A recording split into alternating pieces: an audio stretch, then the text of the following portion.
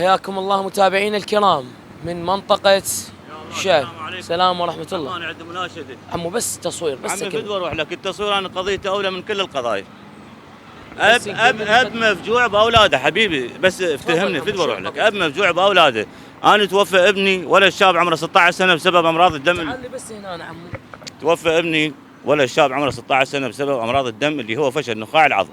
نعم. واستعد بنيه هم شاب عمره 19 سنه ونفس المرض مال اخوه اللي توفى، وقضيتها تحتاج عمليه زرع نخاع، مركز طبي متطور بايطاليا. نعم. قابلت معالي وزير الصحه، لجنه النخاع اعتبروني خارج ضوابط لجنه زرع النخاع لان ما عندهم تطابق 100%.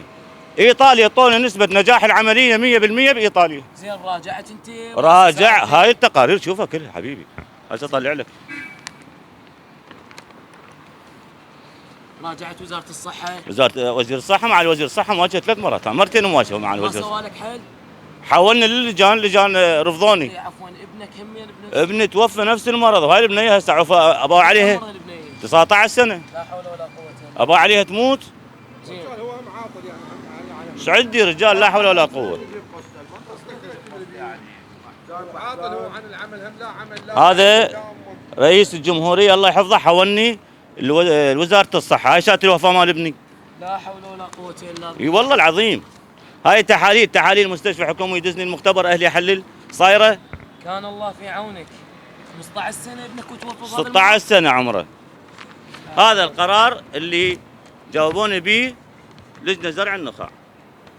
زين انت هسه وزير صحة ورئيس جمهورية العراق، يعني والله كارثة. قدم المواطن محمد عبد الواحد خلف الموسوي طلبا الى فخامة الرئيس، يعني انت رئيس جمهورية ما سوى لك شيء بالعراق العظيم؟ همش على الكتاب، طلب من المواطن. مو مش كاتب. اي شوفه. كاتب وجه فخامة الرئيس بارسال طلبه الى معاليكم لغرض النظر فيه وابداء المساعدة الممكنة. يعني رئيس جمهورية يتوسل عفوا بوزير صحة؟ والله ما اعرف بعد انا القانون النظام. صار لك ايش قد من اكتشفت مرض بنتك؟ انا صار لي معاناتي مأساوية، صار لي 18 سنة عمي، ما خليت مكان، بعت العلي والعد والما عدي، وطلعت تركيا على حسابي، طلعت لبنان على حسابي، ما حد سوى لهم شارع الا بايطاليا. زين ايطاليا احنا ندري بوزارة الصحة متعاقدة مع الهند. اي هو معالي الوزير مع تركيا. معالي الوزير قال اطلعك تركيا او الهند اعطيك نسبة وفاة، قلت له ايطاليا، قال ما عندنا عقد ويا دول اوروبية.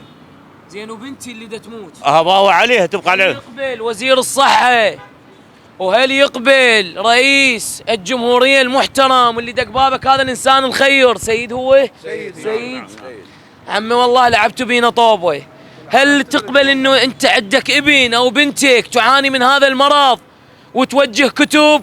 عمي الرجال محتاج فزعه، ما نريد عمي لا رئيس جمهورية ولا نريد وزير صحة، نطالب من العراقيين الخيرين والمتمكنين. ايش قد تكلفة العملية يا عمو؟ 100,000 دولار، 150 مليون بس العملية. زين انت عندك لام شيء؟ مش عندي هسه العالم هاي الناس الخير لهم يمكن 2 مليون. تبرعات؟ تبرعات سووا بس 3 ملايين له. 3 ملايين بعد يستوى العالم يلا قمت. يعني 100,000 دولار 150 مليون تقريبا. نعم. يعني انت يحتاج لك بعد 147 مليون دينار عراقي. نعم. طالب اخوتك العراقيين، لكن لا نطالب الحكومه بذلك. والله والنعم بعد هم العراقيين اهل غيره، اهل الفزعه. اهل الفزعه طبعا. الله يوفق الجميع على فعل الخير. ذاك الولد اللي قبل اللي توفى الله يرحمه هم اخذ من يمه. اي طبعا دفن نفسه بالقبر ويا من شيعنا. دفن نفسه. شوف الكاميرا، هاي عيني طلعت على ابني بالقبر احنا وياه.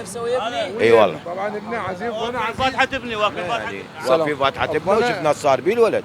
وهسه احنا نخاف عليه. ما اخذ الفلوس، اخذ من كل من يمه. مسافر تركيا وما تركيا وعلى علمنا يعني. جوارين عمري تركيا ولبنان والاردن طلعت بهم على حسابي عمي. على شنو طلعت بهم على حسابي؟ يسوون تحاليل، بروفيسور بامراض الدم مستشفى الكندي اللبناني قال الا بايطاليا. طبعا ياخذ 18 سنه تتراجع عمره، يعني مدراوتك التحاليل تحليلين بمليونين ونص. حتى يستحي بالمنطقه يقول لمولي، تعرف ليش؟ لان ذاك الطفل الله يرحمه اخذ ورث منه، يعني هو بموقف محرج، ماكو غير الدوله تعينه. الدوله يعني انت ناشد ما التقي بالمنطقه. اخوان العراقيين الشرفاء الذين تبحثون لما عند الله سبحانه وتعالى.